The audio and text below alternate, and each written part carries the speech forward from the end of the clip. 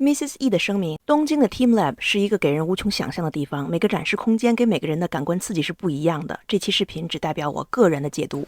I highly suggest booking your tickets before you go to Japan. I have never experienced a museum that requires visitors to take off their shoes and socks before entering. Because of this. It's quite dark inside and there's cool water flowing from the top to the bottom of our feet, which makes you feel refreshed and clean. So you have to walk with bare feet in the water. I have no idea why, but it's a fun experience. It builds high expectations for what's to come. I am very happy that my family is with me to experience this. There is a man-made waterfall in the corner, and you can hear the sound. Keep walking, and you will find a place that offers you clean towels to dry your feet. Then we're going to enter the first installation called Soft Black Hole.